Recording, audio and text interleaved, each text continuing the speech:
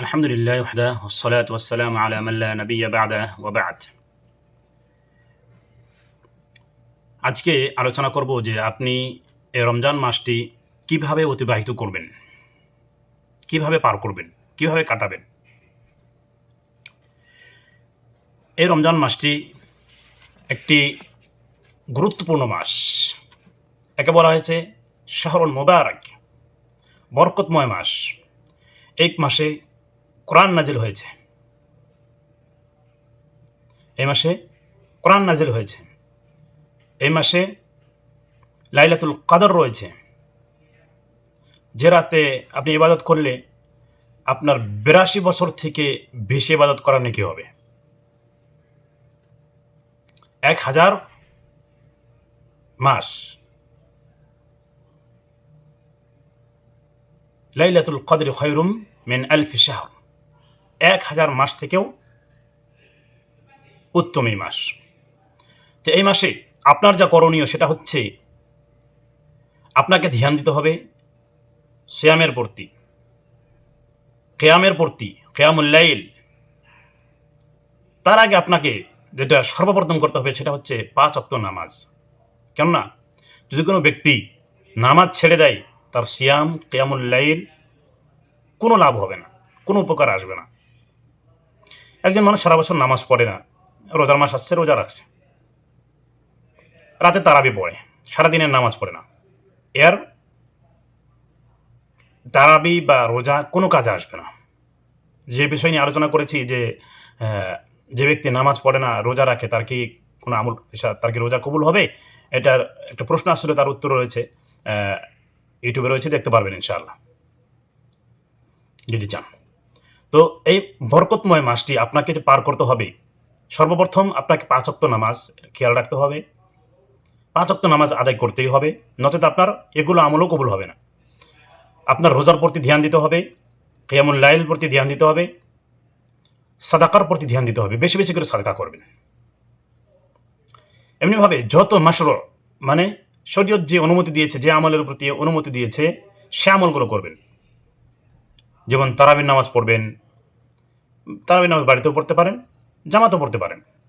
জামাতে যদি পড়েন সে বিষয়ে রাসূল সাল্লাল্লাহু আলাইহি ওয়াসাল্লাম বলছেন যে ব্যক্তি ইমামের সঙ্গে নামাজ পড়ল যতক্ষণ পর্যন্ত সে ইমাম হাত্তা লা ইয়ানসারিফ বা হাত্তা ইয়ানসারিফা, যতক্ষণ পর্যন্ত ইমাম ঘুরে না বসলো, মানে ইমাম শেষ না করলো, সে যদি এইভাবে ইমামের সাথে নামাজ পড়ে, মানে এর থেকে শুরু থেকে নিয়ে শেষ পর্যন্ত যে ব্যক্তি ইমামের সঙ্গে নামাজ পড়বে সে সারা রাত ইবাদত করার নেকি পাবে।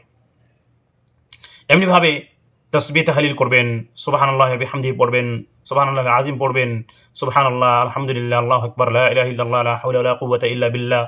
মানে পুরো রোজাটাই আপনি যখনই আপনি সময় পাবেন,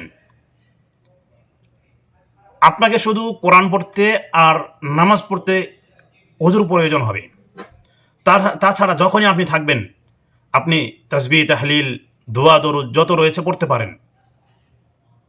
কেননা এটা এমন একটি মাস যে মাসে তুদাআফু ফীহিল হাসানাত, নেকিকে বৃদ্ধি করা হয়, নেকিকে বৃদ্ধি করা হয়।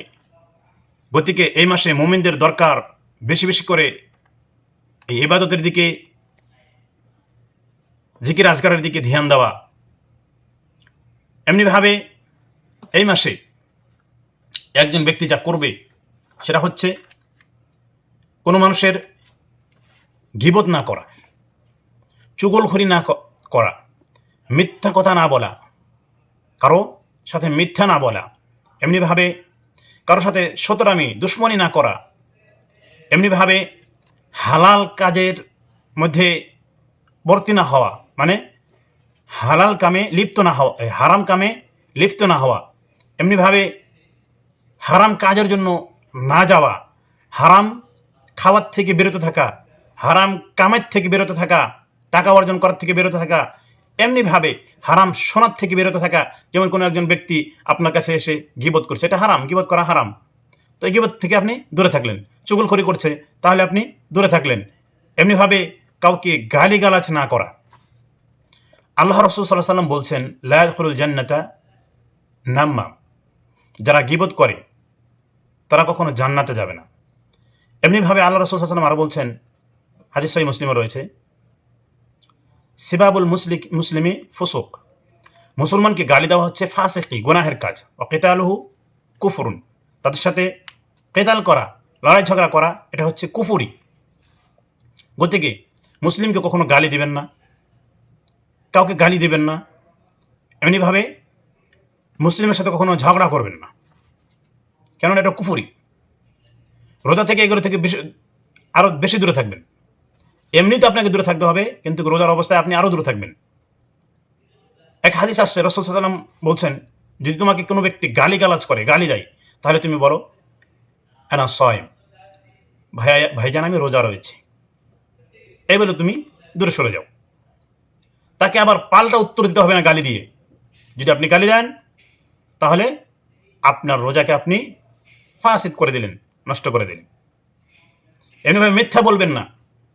আল্লাহ রাসূল সাল্লাল্লাহু আলাইহি সাল্লাম বলছেন, মান লাম ইয়াদা কাওলা আয-যুর ওয়াল আমালা বিহি ওয়াল জাহল,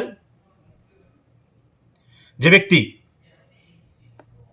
মিথ্যা কথা বলা ছেড়ে না দিল, এমনিভাবে তার প্রতি আমল করা ছেড়ে না দিল, বাতিল কাজ করা ছেড়ে না দিল, যেমন লড়াই ঝগড়া, গীবত, চুগলখড়ি, এগুলো ছেড়ে না দিল, আল্লাহ রাসূল সাল্লাল্লাহু আলাইহি সাল্লাম বলছেন তার না খেয়ে থাকাটাই শুধু সার, না খেয়ে থাকাটাই শুধু তার সার। সে যেন রমজানকে, তার রোজাকে নষ্ট করে ফেলল। আল্লাহ সুবহানাহু ওয়া তাআলার কোনো দরকার নাই সে কোনো না খেয়ে থাক। আল্লাহ সুবহানাহু ওয়া তাআলার তার জন্য কোনো দরকার নাই সে না খেয়ে থাক, মানে তার রোজা নষ্ট হয়ে যায়। এমনিভাবে কারো গালিগালাজ, কাউকে কষ্ট দিবেন না, কাউকে কষ্ট দিবেন না। রাসূল সাল্লাল্লাহু আলাইহি সাল্লাম বলছেন, যদি কোনো ব্যক্তি তার কোনো ভাইয়ের প্রতি জুলুম করে, মানে ইরদিহি, তার সম্মানের দিক থেকে সম্মানের হানি করে, আও শাইইন, বা যে কোনো বস্তুর দ্বারায় যদি তাকে কষ্ট দেয়, দুঃখ দেয়, ফালিয়াতাহাল্লালহু মিনহুল ইয়াউম ক্বাবলা আন লা ইয়াকুনা দিনারুন ওয়ালা দিরহাম, সেই দিন আসার আগে সে এই কষ্টকে যেন আজকে হালাল করে নেয়, মানে সেজন্য এই কষ্ট থেকে দূর হয়ে যায়। যে কষ্ট দিয়েছে সে যেন ক্ষমা চেয়ে নেয়। সেই দিন আসার আগে, যেদিন তার কাছে না দিনার হবে, না দিরহাম হবে, না টাকা হবে, না পয়সা হবে, কিচ্ছুই হবে না, না ধন দৌলত হবে। রাসূল সাল্লাল্লাহু আলাইহি ওয়াসাল্লাম বলছেন, ইন কানা লাহু আমালুন সালিহ উখিযা মিনহু বিকদাই মাযলামাতি, যদি তার কাছে নেক আমল থাকে, তাহলে সে যে জুলুম করেছে, যতটুকু তার প্রতি জুলুম করেছে তার ভাইকে, সে জুলুমের বদলে তার নেক আমলকে দিয়ে দেওয়া হবে। যেমন আমি আপনার প্রতি জুলুম করেছি, তো আমার যে নেক আমল রয়েছে, আমি যে আপনাকে জুলুম করেছি, যতটুকু জুলুম করেছি, ওই জুলুমকে হিসাব করে আমার যতটুকু নেকির আপনি মানে যতটুকু ঋণ আমি হই, সেই হিসাবে আপনাকে আমার নেকি দিতে হবে।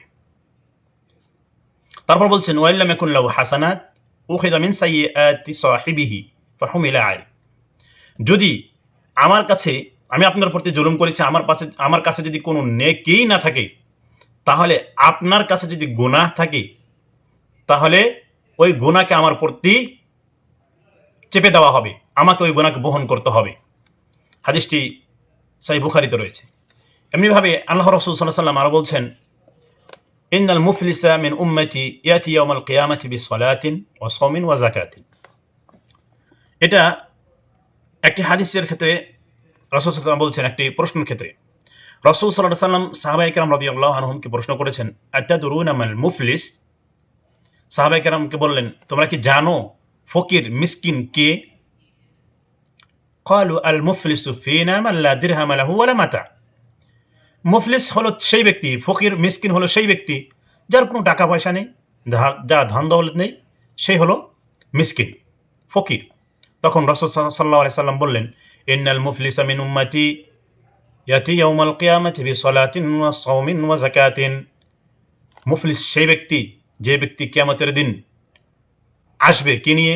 সালাত, তার কাছে সালাত থাকবে, মানে সালাতের নেকি থাকবে, ওয়া সাওমিন, সিয়াম থাকবে, ওয়া যাকাতিন, যাকাত থাকবে, সে সিয়াম আদায় করেছে, সিয়াম রেখেছে, সালাত আদায় করেছে, যাকাত আদায় করেছে।